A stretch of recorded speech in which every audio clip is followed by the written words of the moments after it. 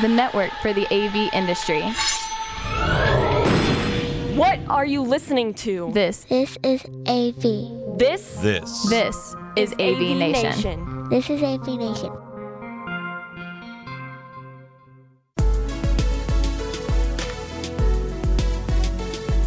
It's Tom Albright with AVNation with the DSE special. What we're doing is we're previewing Digital Signage Expo. Happens, the event, everything itself happens March 31st through April 3rd. The show floor, the exhibit hall, is actually open April 1st and 2nd. And it is my pleasure to be joined today by Mark Strauss from ANC. Welcome, sir. Very nice to be here, Tim. You and I met each other probably about 3 or 4 years ago when I first started, about 4 or 5 years ago when I first started doing DSE. And you've been doing this tour for a long time. It's the 15th annual tour. Happens this time, the day before the show opens, so March 31st, 7:30 in the morning. We're all getting on a bus and going around Vegas with you as we all get to go kind of behind the scenes. Walk me through first and foremost, kind of what the thinking was behind kind of this behind the scenes hidden tour. Well, the idea behind the tour was simple. We wanted to give people practical understanding of how different deployments operate, give people a reality check on if they're going to do a project, how would they arrive at the results they're looking for? Because as you know, Tim, most of these projects are way more involved than most of us realize. Yeah. So the tour is amazing because it teaches me things. And I've seen a lot of technology along the road, but when I do the tour, I'm getting to see completely different implementations of technologies, which is super interesting for me.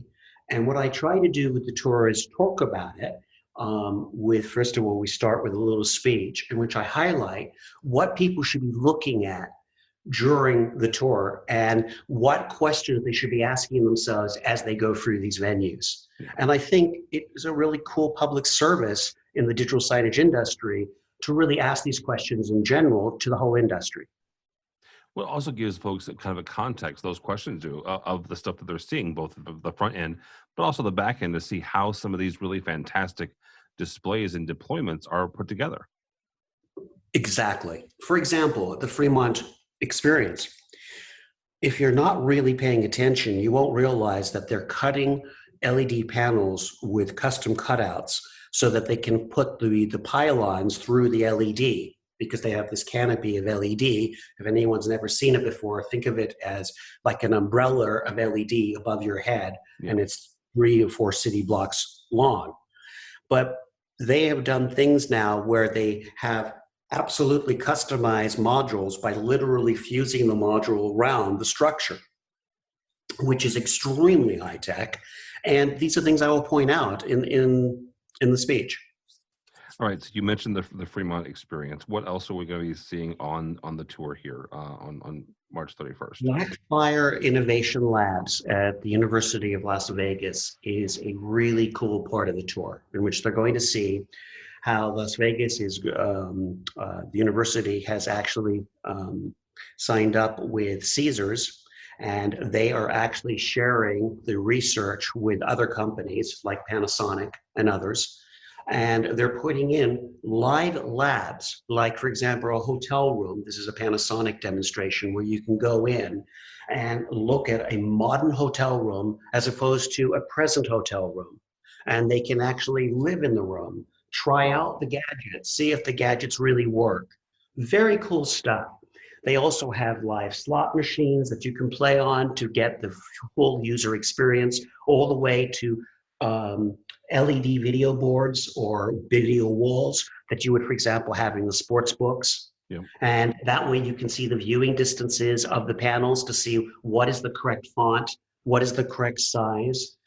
They had bendable LED panels from LG, in which when you put them on the wall, you bend them in shape. They come flat, but you bend them as you're putting them on the wall.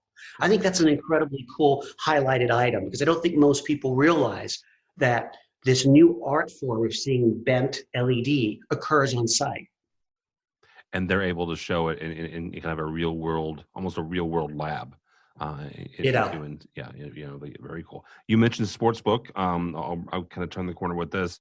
The link has been going through a renovation the last 2 or 3 years. I got to see some of it last year at DSC. This year, in the last 12 months, they've actually increased the number of LED square meters of the LED square footage.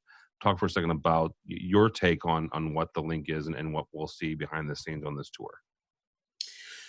Well, the link professionally is interesting because they're taking environments that are filled with people and they're creating, with the use of LED boards, mini sub environments, places where people can go, for example, and play an Xbox right in front of a bar situation, but get their own mini environment to interact with. So what I find fascinating is the amount of little environments they've created at the links, which makes the environment much more interesting. Also, they had some major challenges. One of them is they're using an older building in which they didn't have the same massive ceilings that you get in the new buildings. And without those massive ceilings, you get the sense of claustrophobia. They have tried to remedy this issue by putting video boards on the ceiling and making those video boards have cool shapes and not making them present any advertising as much as creating an element that lifts the ceiling from the floor. Wow. So when you see these elements, you suddenly feel that the environment is far more open than it really is. To me, Tim, that's interesting design, because if you think about it, that is an old casino that doesn't feel old when you go into it anymore. Well, it's also a unique use of the LED technology, right? It gives the appearance that you're not up against the ceiling, right there, but it's a unique use of the technology in a way that I haven't seen before. Uh, Absolutely. you've got a couple more stops on the tour. You're going to the uh, Hunger Games exhibit, the Hunger Games experience, but also stopping by Nanolumens as well, which has an office there and a showroom there in Las Vegas as well. That's correct. And, I'm just going to say the Hunger Games is pretty obvious. We will be discussing the show and its main attraction, which is with the crossbow. You can actually hit targets on this LED, really cool setup that they've got. And I will be going into the details of how that works. And then the next stop is Nanolumens, which is very interesting because this is another important part of the industry where now manufacturers are bringing their labs from Asia to America or from Europe to America and showing us all of their products in one location, and usually in a social environment where they can wine and dine you in the environment around the very products that you will buy from them. Wow. And I think that's cool. And it's something that as we grow and the commodity of LED becomes accepted, then you're going to now need to distinguish yourself, these showrooms, to actually get people to come in, physically touch and see the products. Because if not, you have no ability to distinguish yourself. So I think ultimately this is a very nice trend, and it will also give consumers and people who are buying LED for any project that they might be interested in a chance to really look at it. And I think ultimately, what I'm pleased with, it's also bringing legitimacy to the industry that we haven't had up to now, which is we're now bringing the brands who we're staking, our stake in the ground of saying, you can now see and physically touch because we're here forever. And you give that sense that these industries are solid. These showrooms really give you this feeling that this is not a fly-by-night operation. So I guess we've really grown up. Well, we have absolutely, and this gives us kind of another step up into showing not only our clients but also the other trades and the other technologies out there that we are an actual industry to be reckoned with. So you're not done actually after Tuesday. You got a long morning, 7:30 again, 7:30 to 2 o'clock.